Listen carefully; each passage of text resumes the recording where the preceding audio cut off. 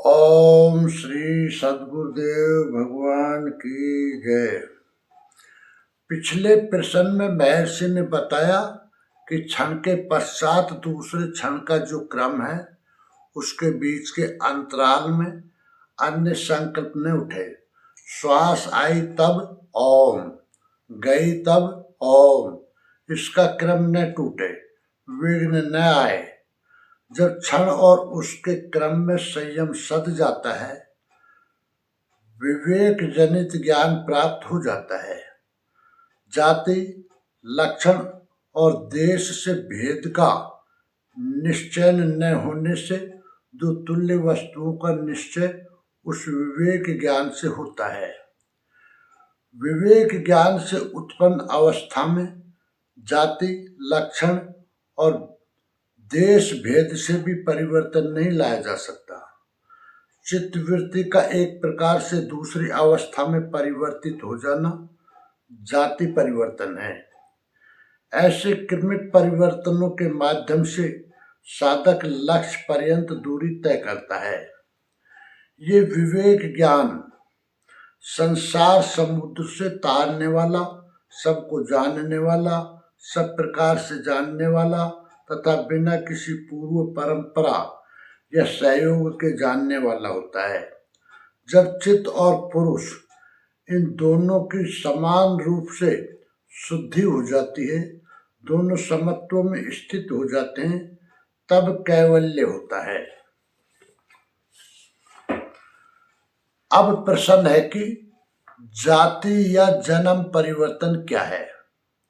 उत्तर: महर्षि पतंजलि जन्मना सिद्धि अर्थात जन्म लेने मात्र से परम सिद्धि परमात्म पद की प्राप्ति और दूसरा साधक साधना भजन करके परम सिद्धि परमात्म पद की प्राप्ति करना, और भगवत पथ में जाति या जन्म परिवर्तन क्या है और कैसे होता है, इस पर महर्षि कैवल्यपाद के सूत्र 1 में कहते हैं: जन्म औषधि मंत्र तपे समाधि जा सिद्धे। योग दर्शन 4/1।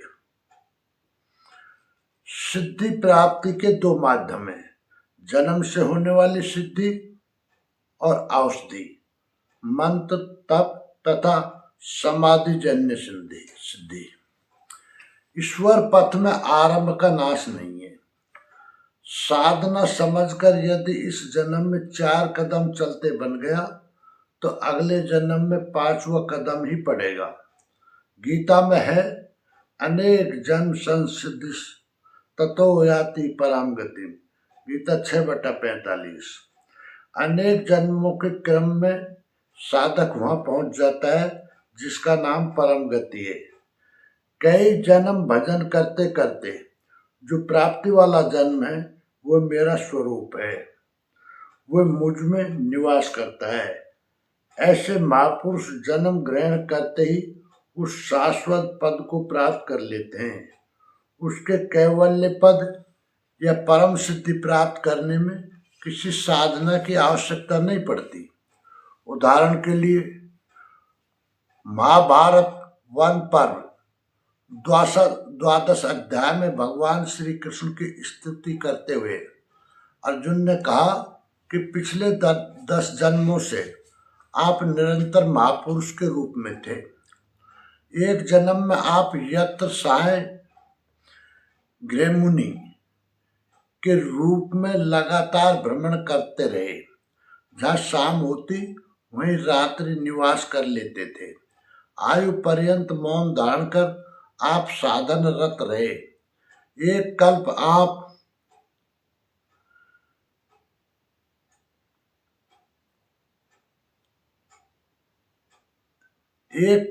अर्थात एक जन्म में आप प्रभास क्षेत्र में क्षेत्रीय जनता को उपदेश देते हुए भ्रमण करते रहे। एक कल्प में पुष्कर तीर्थ में 12 वर्ष तक एक पैर पर खड़े होकर आपने यज्ञ किया। एक जन्म अर्थात एक कल्प में आप बद्री का आश्रम में ध्यानस्थ रहे। उस समय 2 ऋषि साथ साथ थे। एक नर और दूसरे नारायण। आप नारायण थे। स्तर उन्नत होने पर आप ही वामन और विष्णु कहलाए, ऐसा हमने व्यास जी से सुना है। अस्तु भगवान श्री कृष्ण का भजन उनके पूर्व जन्म में ही संपन्न हो चुका था, केवल प्राप्ति ही शेष थी। ऐसे महापुरुष जन्म ग्रहण करते ही प्राप्ति कर लेते हैं। उनके पूर्णत्व में जन्म माध्यम है, साधन नहीं। भगवान की साधना में 3 दिन शेष था। वे बद्री का आश्रम गए और 3 दिन ध्यानस्थ रहे।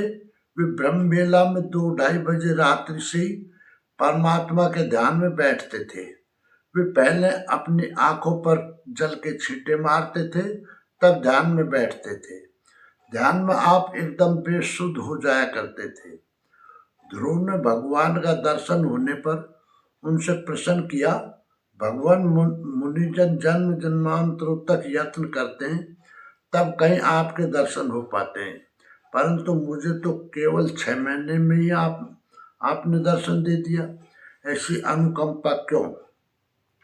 प्रभु बोले, वत्स इधर देखो। भगवान ने एक पहाड़ की ओर उंगली से संकेत किया। वहां अस्थि पंजरों का पहाड़ था। ये तुम्हारे ही अस्थि पंजर हैं। तुमने इतनी बार जन्म लिया, यही भजन किया, यही शरीर छूटा। इस बार केवल 6 महीने शेष थे, अतः जन्म के साथ ही तुम्हें उपलब्धि मिल गई है। महापुरुषों का ऐसा जन्म जन्मना सिद्धि के अंतर्गत आता है। वे धारणा, ध्यान और समाधि की अवस्था से गुजर चुके होते हैं। ऐसा नहीं होता कि उन्होंने कभी भजन किया ही नहीं। सिद्धि का एक माध्यम है औषधि। प्रकृति में विधाता और उससे उत्पन्न सृष्टि नश्वर है। गीता में है, आ ब्रह्म भुवनालोका पुनरावर्तिनो अर्जुन। गीता 18/16। सृष्टि का रचयिता विधाता और उससे संपन्न यावन मात्र जगत परिवर्तनशील है, दुखों की खानी, क्षण भंगुर और नश्वर है। तो किसी माइक वस्तु के प्रयोग से कैवल्य पद कैसे प्राप्त होगा? भगवान श्री कृष्ण कहते हैं, इस कर्म को किए बिना न पूर्व में कोई परमात्मा को प्राप्त कर सका है और न भविष्य में ही कोई प्राप्त कर सकेगा। जितने भी पूर्व महर्षि मनीषी हुए हैं, इसी नियत कर्म को करके हुए हैं। अर्जुन, कर्मों के परिणाम में ज्योतिर्मय आत्मा विदित है, आत्म तृप्त है, आत्म स्थित है। उसके लिए कोई कर्तव्य शेष नहीं है। प्राप्त करने योग्य कुछ भी अप्राप्य नहीं है। अतः इस साधन का अनुष्ठान किए बिना कोई परमात्मा को प्राप्त ही नहीं कर सकता। तब नश्वर वस्तु, औषधि, जड़ी बूटी या कुछ भी प्रयोग करने से वो परमात्मा कैसे सिद्ध हो जाएगा? वस्तुतः बाह्य जगत में जिस प्रकार अनेक शारीरिक रोग हैं, उसी प्रकार कुछ मानसिक रोग अध्यात्म जगत को प्रभावित करते हैं, जो बारंबार अनंत योनियों, गर्भवास की यातना तथा कीट पतंग पर्यंत उच्च या निम्न शरीर धारण करने के कारण बनते हैं। इन्हीं को भवरोग कहा जाता है।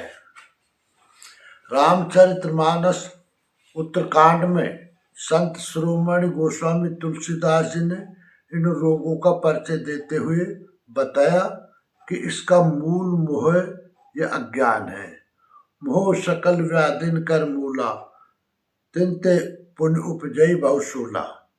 संपूर्ण व्याधियों का मूल मोह है, जिससे अनंत शूलों की सृष्टि होती है। काम बात कप लोभ अपारा, क्रोध पित्त नित छाती जारा।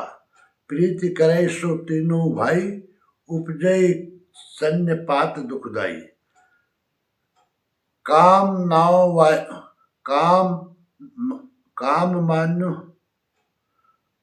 मानो वायु विकार है, क्रोध पित्त है, कफ लोभ है। यदि तीनों का प्रकोप है तो सहन निपात अर्थात मृत्यु की आसन्नता का दुखद रोग उत्पन्न हो जाता है। अहंकार अति दुखद डमरुआ। अहंकार अत्यंत कष्टप्रद गांठ का रोग है। तृष्णा अनंत वासनाएं उदर संबंधी शूल है। 20-25 रोगों का चित्रण कर उन्होंने अंत में कहा, मानस रोग कछुक में गाए, मन के अनंत रोगों में से मैंने कुछ का ही गायन किया है सबके लख बिरलन पाए। रामचरितमानस 7/120/2। ये रोग प्राय सभी को हैं, किंतु विरलाई कोई इन्हें देख पाता है। जाने ते छीजई कछु पापी, नाश न पावे जन परतापी। इन्हें जान लेने से ये कुछ कमजोर पड़ जाते हैं, कुछ क्षीण हो जाते हैं, पर नष्ट नहीं होते। इन रोगों की औषधियां भी बताई जाती हैं। नियम धर्म आचार तप, ज्ञान यज्ञ जप दान, भेषज मुनि कोटिन नहीं, रोग जाए हर जान। रामचरितमानस 7/121 है। नियम धर्म उत्तम आचरण तप ज्ञान दान तथा अन्य भी करोड़ों औषधियां हैं, परंतु हे गरुड़ जी, उन औषधियों से भी ये रोग नहीं जाते। इस भाव रोग के नष्ट होने का एक ही उपाय है, राम कृपा। राम कृपा नाशय बस रोगा। भगवान की कृपा से रोग समाप्त हो जाता है। जो यही भांति बने संजोगा। यदि इस प्रकार का संयोग बन जाए, किस प्रकार का संयोग? सदगुरु वैद्य वचन विश्वासा, संयम येन विषय के आशा। सदगुरु वैद्य है, उनके वचन में विश्वास होना चाहिए, विषयों की कामना न करें, यही परहेज है। रघुपति भगत सजीवन मोरी, अनुपान श्रद्धा मत पूरी। भगवान की भक्ति संजीवनी जड़ी है, श्रद्धा पूरित बुद्धि ही दवा के साथ लिया जाए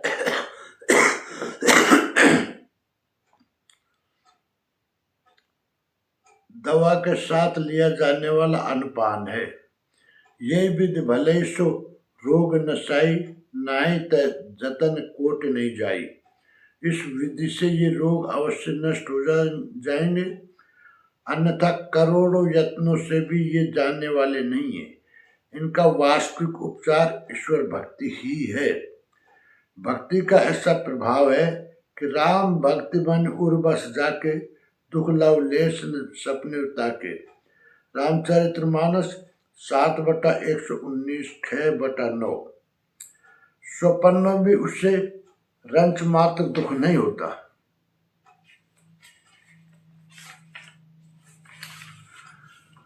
विभक्त का अर्थ है विभाजन और भक्ति का तात्पर्य है जोड़ना। नियम धर्म आचरण ये सभी भक्ति में भली प्रकार संपन्न हो जाते हैं, किंतु यदि श्रद्धा और समर्पण नहीं है तो सब कुछ व्यर्थ हो जाता है। भगवान श्री कृष्ण गीता में कहते हैं कि यदि श्रद्धा नहीं है तो तपा हुआ तप, किया हुआ कर्म, जपा हुआ जप सब व्यर्थ चला जाता है, मानो कुछ हुआ ही नहीं। अस्तु संपूर्ण समर्पण का नाम भक्ति है। ये ईश्वर प्रणिधान भाव रोग की महाऔषधि है, जिसमें साधक को इष्ट के साथ हाथ का यंत्र बनकर चलना होता है। औषधि से महर्षि पतंजलि का यही अभिप्राय है। सिद्धि का ये माध्यम मंत्र है। सिद्धि का एक माध्यम मंत्र है। मनन करने से जो साधक की रक्षा करता है वो मंत्र है। मंत्र का उल्लेख इन महापुरुषों ने स्वयं किया है। तस्य वाचक है प्रणव 1/27। तज्जप है 1/28। उस ईश्वर का वाचक नाम प्रणव है, उसका जप करें। मन अंतर से मंत्र जप करते करते एक स्तर ऐसा आता है कि नाम मन को अपने अंतराल में स्थान दे देता है, उस समय वह नाम मंत्र की संज्ञा प्राप्त कर लेता है। क्रम से उन्नत अवस्था में परावाणी के प्रवेश काल में ये नाम मन को अपने अंतराल में समेट लेता है और ध्रुव सिद्धि प्रदान करने वाला हो जाता है। तप सिद्धि का एक आवश्यक उपकरण है। साधक इष्ट के प्रति समर्पित होता है, मंत्र जपता है, किंतु शरीर और इंद्रियां साथ नहीं देती। कभी निद्रा घेर लेती हैं तो कभी आलस्य आ जाता है। अतः मन सहित इंद्रियों को इष्ट के अनुरूप तपाना तप है। टेक के साथ लगने का नाम तप है। काय इंद्रिय सिद्धि शुद्धि क्षया तय तपसय। योग दर्शन 2/43। तपस्या से शरीर और इंद्रियों के विकारों का अभाव हो जाता है, काय और इंद्रिय सज जाती हैं। अंततः समाधि सिद्धि से संलग्न सोपान है, जिसमें अर्थात लक्ष्य मात्र का आभास, चित्त का निज स्वरूप शून्य हो जाना और कैवल्य अनामय परम पद की प्राप्ति उसमें स्थिति हो जाती है। सारांशतः भव रोग की औषधि भक्ति, इसके सहयोगी मंत्र और तप तथा क्रम से समाधि द्वारा सिद्धि प्राप्त होती है। ये कैवल्य प्राप्ति के उपकरण हैं। प्रश्न उठता है कि जन्म क्या है, जन्म कैसे होता है, जन्म परिवर्तन का क्या कारण है। इस पर महर्षि कैवल्यपाद के सूत्र 2 में प्रकाश डालते हैं। जाति अंतर परिणाम प्रकृता पुरात, योग दर्शन 4/2।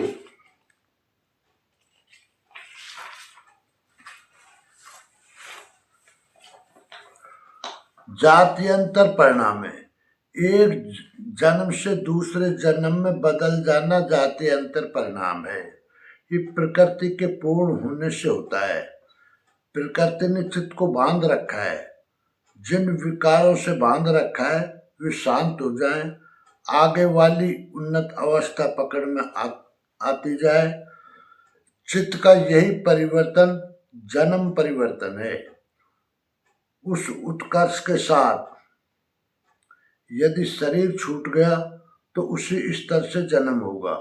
पूर्व प्रकृति के शांत होने और अग्रेतर उन्नत प्रकृति की जागृति जन्म परिवर्तन है। चित्त की एक अवस्था से दूसरी अवस्था का परिवर्तन जन्म परिवर्तन है। आरंभ में चित्त वृत्ति का धरातल मलिन होता है। साधना के आरंभ में साधक अल्पज्ञ है। ऐसी अवस्था वाले साधक तत्वदर्शी महापुरुषों की सेवा करें। सेवा, समर्पण, सानिध्य और साधन श्रवण के प्रभाव से भजन जागृत हो जाता है। हृदय से चिंतन की विधि जागृत हो जाती है। वही अल्पज्ञ शूद्र श्रेणी वाला साधक वैश्य श्रेणी का हो जाता है। एक प्रकृति पूर्ण हुई और दूसरी जागृत हो गई। ये एक जन्म परिवर्तन हो गया। इस विधि के अनुसार लगते ही साधक दैवी संपत्ति का अर्जन करने लगता है। क्रम से स्वभाव में धैर्य, शौर्य, साहस, संघर्ष झेलने की क्षमता आने लगती है तो वही साधक क्षत्रिय है। उस क्षत्रिय श्रेणी में लगा हुआ साधक विकारों को समाप्त कर ले जाता है। धारणा, ध्यान, समाधि स्वभाव में ढल जाता है। ब्रह्म से विलय की योग्यता सहज स्वभाव बन जाता है। उस समय क्षत्रिय प्रकृति पूर्ण है। एक उन्नत प्रकृति की जागृति हो गई। अब वही साधक ब्राह्मण है। चित्त का एक प्रकार की जीवनचर्या से दूसरे प्रकार में परिवर्तित हो जाना, पूर्व प्रकृति का शांत हो जाना और उन्नत प्रकृति की जागृति, यही जातीय अंतर परिणाम है। उस साधक का दूसरा जन्म हो गया। अंत में आत्मा विदित हो जाती है, आत्म स्थिति आ जाती है। उस समय सभी श्रेणियां समाप्त हो जाती हैं, प्रकृति समाप्त हो जाती है। न निकृष्ट प्रकृति है न प्रकृष्ट। इस उपलब्धि से पूर्व कदाचित शरीर छूट जाता है तो पुनः शरीर रूपी वस्त्र मिलेगा। उसी स्तर की साधना रहेगी। यही जन्म परिवर्तन का रहस्य है। भगवान श्री कृष्ण कहते हैं, तैर्गुण्य विषयवेदा निस्तैर्गुण्य भवार्जुन निर्द्वंद्व नित्य सत्वस्थो निर्योग क्षेम आत्मवान। गीता 2/45।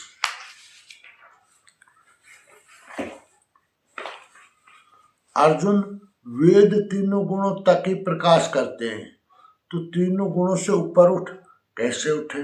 भगवान बतलाते हैं, नित्य सत्व परमात्मा के प्रति श्रद्धा स्थिर कर, योग क्षेम की चिंता न कर, आत्मपरायण हो। ऐसा कर तो गुणों से ऊपर उठ जाएगा। वेदों की अधिकृत भूमि तीनों गुणों से आगे बढ़ जाएगा। आगे बढ़ने से पाएगा क्या? वेदों से ऊपर उठकर किसने क्या पाया? इस पर भगवान कहते हैं, यावान अर्थ उद्पान्य सर्वत्र संप्लुतोदके यावान सर्वेषु वेदेषु ब्राह्मणस्य विजानते। गीता 2/46। सब ओर से परिपूर्ण स्वच्छ जलाशय के प्राप्त हो जाने पर गड्ढे जैसे क्षुद्र जलाशय से मनुष्य का जितना प्रयोजन रह जाता है, अच्छी प्रकार ब्रह्म को जानने वाले ब्राह्मण का वेदों से उतना ही प्रयोजन रह जाता है। उदाहरण के लिए राजस्थान में टंकियों में एकत्र वर्षा जल से आवश्यकता की पूर्ति होती है। वहीं गंगा की स्वच्छ धारा प्रवाहित हो जाए तो कोई उन कुंडों का कितना प्रयोग करेगा, किंतु वे जलाशय रहेंगे अवश्य। वेद पीछे वालों के मार्गदर्शन के लिए ही तो रहते हैं। जो वेदों से ऊपर उठता है वो ब्रह्म को जानता है। जो ब्रह्म को जानता है वो ब्राह्मण होता है। अर्जुन, तू वेदों की परिधि से ऊपर उठ, ब्रह्म को जान, ब्राह्मण बन। यही है जाति अंतर परिणाम। अर्जुन था तो क्षत्रिय, उससे ब्राह्मण बनने का निर्देश हुआ। ये क्रमोन्नत श्रेणियां हैं। एक प्रकार की प्रकृति जो जो दबती है, दूसरी प्रकृति का उदय होने लगता है। चित्त पर तामसी प्रकृति का दबाव हटना और दूसरी सात्विक प्रकृति का उत्तरोत्तर उत्कर्ष होना, ये जन्म परिवर्तन है। क्या उपर्युक्त पांचों साधन जन्म, औषधि, मंत्र, तप और समाधि प्रकृति को घटा बढ़ा देते हैं? इस पर महर्षि पतंजलि कैवल्यपाद के सूत्र 3 में कहते हैं, नहीं। निमित्तमय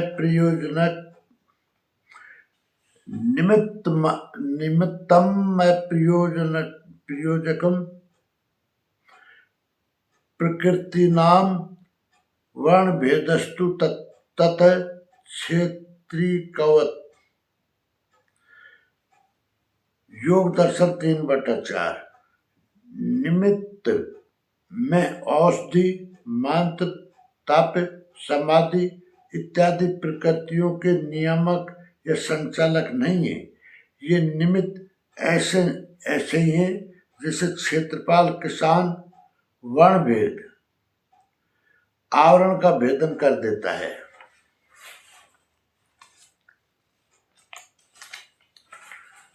किसान खेत की सिंचाई करता है, नाली में कहीं रुकावट है, वह उस अवरोध को दूर कर देता है, पानी तो स्वतः चला आता है।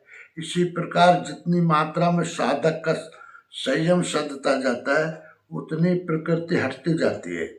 प्रकृति का आवरण झीना होने लगता है। ज्योतिर्मय परमात्मा का सहज प्रकाश होता जाता है। साधक प्रकृति में परिवर्तन नहीं करता, बल्कि विजातीय अवरोधों को फसल में बाधक विजातीय वनस्पतियों की भांति निर्मूल उच्छेद कर देता है। कृष्ण निरावय चतुर कृष्ण जिमे बुद्ध तजय मुहे मद माना। रामचरितमानस 4/14/8। महर्षि कैवल्य पाद के सूत्र 4 में कहते हैं, निर्माण चित्तान्यस्मिता मात्रात्। योग दर्शन 4/4। चित्त का एक प्रकार से दूसरे प्रकार में नियुक्त होना निर्मित चित्त है। निर्मित चित्त अस्मिता मात्रात्, अस्मिता तक ही है। आत्मा और वृत्तियों का मिश्रण अस्मिता है। जब तक अस्मिता है, चित्त एक अवस्था से दूसरे में परिवर्तित या निर्मित होता रहेगा। जब ये मिश्रण समाप्त हो जाता है तो चित्त निर्माण नहीं होता, चित्त ही समाप्त हो जाता है। निष्कर्ष, महर्षि कहते हैं कि सिद्धि प्राप्ति के 2 माध्यम हैं। एक जन्मना सिद्धि अर्थात जन्म से होने वाली सिद्धि, और दूसरी औषधि अर्थात उपाय, मंत्र, तप इत्यादि समाधि जन्य सिद्धि। एक जन्मना सिद्धि क्या है? गीता में भगवान श्री कृष्ण कहते हैं, अनेक जन्म संसिद्धिस ततो याति पराम गतिम। अनेक जन्मों के क्रम में साधक वहां पहुंच जाता है जिसका नाम परम गति है। अनेक जन्म भजन करते करते जो प्राप्ति वाला जन्म है वह मेरा स्वरूप है, वह मुझ में निवास करता है। ऐसे महापुरुष जन्म ग्रहण करते ही उस शाश्वत पद को प्राप्त कर लेते हैं। उसके कैवल्य पद या परम सिद्धि प्राप्त करने में किसी साधना की विशेष आवश्यकता नहीं पड़ती। उनका जन्म परमात्म प्राप्ति के लिए ही हुआ है। महाभारत वन पर्व के 12वें अध्याय में चर्चा है कि भगवान श्री कृष्ण का भजन उनके पूर्व जन्मों में ही संपन्न हो चुका था, केवल प्राप्ति ही शेष थी। उनके पूर्णत्व में जन्म माध्यम था, साधन नहीं। भगवान की साधना तो 3 दिन शेष था। वे बद्रिकाश्रम गए और 3 दिन ध्यानस्थ रहे। ध्यान में आप एकदम बेसुध हो जाया करते थे और परम पद प्राप्त कर लिया। इसी प्रकार ध्रुव भगवान ने भी 6 महीने में ही स्थिति प्राप्त कर ली थी। महापुरुषों का ऐसा जन्मना सिद्धि के अंतर्गत आता है। वे धारणा, ध्यान और समाधियों की अवस्था से पूर्व के जन्मों में गुजर चुके होते हैं। ऐसा नहीं होता कि उन्होंने कभी भजन किया ही नहीं। सिद्धि का दूसरा माध्यम औषधि अर्थात उपाय है। आरंभ में चित्तवृत्ति का धरातल मलिन होता है। साधना के आरंभ में साधक अल्पज्ञ है।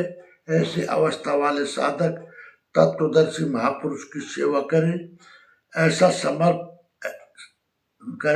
सेवा, समर्पण, सानिध्य और साधन, श्रवण के प्रभाव से भजन जागृत हो जाता है। हृदय से चिंतन की विधि जागृत हो जाती है। वही अल्पज्ञ शूद्र श्रेणी वाला साधक वैश्य श्रेणी का हो जाता है। इस विधि के अनुसार लगते ही साधक दैवी संपत्ति का अर्जन करने लगता है। क्रम से स्वभाव में धैर्य, शौर्य, साहस, संघर्ष झेलने की क्षमता आने लगती है तो वही साधक क्षत्रिय है। उस क्षत्रिय श्रेणी से लगा हुआ साधक विकारों को समाप्त कर ले जाता है। धारणा, ध्यान, समाधि स्वभाव में ढल जाता है। ब्रह्म में विलय की योग्यता सहज स्वभाव बन जाता है। उस समय क्षत्रिय प्रकृति,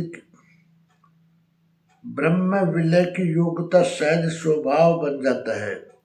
उस समय क्षत्रिय प्रकृति पूर्ण है। एक उन्नत प्रकृति की जागृति हो गई। अब वही साधक ब्राह्मण है। अंत में आत्मा विदित हो जाती है, आत्म स्थिति आ जाती है। उस समय सभी श्रेणियां समाप्त हो जाती है, प्रकृति समाप्त हो जाती है।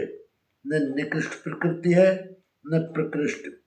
उस उपलब्धि से पूर्व कदाचित शरीर छूट जाता है तो पुनः शरीर रूप वस्त्र मिलेगा और उसी स्तर की साधना रहेगी। एक जन्म से दूसरे जन्म में बदल जाना जाति अंतर परिणाम है। ये प्रकृति के पूर्ण होने से होता है। प्रकृति ने चित्त को बांध रखा है। जिन विकारों से बांध रखा है वे शांत हो जाएं, आगे वाली उन्नत अवस्था पकड़ में आती जाए। चित्त का यही परिवर्तन जन्म परिवर्तन है। निमित्त में औषधि, मंत्र, तप, समाधि इत्यादि प्रकृतियों के नियामक या संचालक नहीं है। ये निमित्त ऐसे ही हैं जैसे किसान खेत की सिंचाई करता है और नाली में कहीं रुकावट है, वो उस अवरोध को दूर कर देता है। पानी तो स्वतः चला आता है। इसी प्रकार जितनी मात्रा में साधक का समय सदता जाता है, इसी प्रकार जितनी मात्रा में साधक का समय सदता जाता है उतनी प्रकृति हटती जाती है। प्रकृति का आवरण छीना होने लगता है।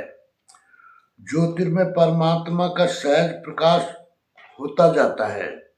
साधक प्रकृति में परिवर्तन नहीं करता बल्कि विजातीय अवरोधों को निर्मूल उच्छेद कर देता है। चित्त का एक प्रकार से दूसरे प्रकार में नियुक्त होना निर्मित चित्त है। निर्मित चित्त अस्मिता तक ही है। आत्मा और वृत्तियों का मिश्रण अस्मिता है। जब तक अस्मिता है चित्त एक अवस्था से दूसरे में परिवर्तित या निर्मित होता रहेगा। जब ये मिश्रण समाप्त हो जाता है तो चित्त निर्माण नहीं होता, चित्त ही समाप्त हो जाता है। प्रसंग पूरा हुआ। संपूर्ण जानकारी के लिए देखें परम पूज्य योगेश्वर स्वामी श्री अड़गड़ानंद जी महाराज द्वारा महर्षि पतंजलि कृत योग दर्शन की प्रत्यक्षानुभूत व्याख्या। ओम श्री सद्गुरुदेव भगवान की जय।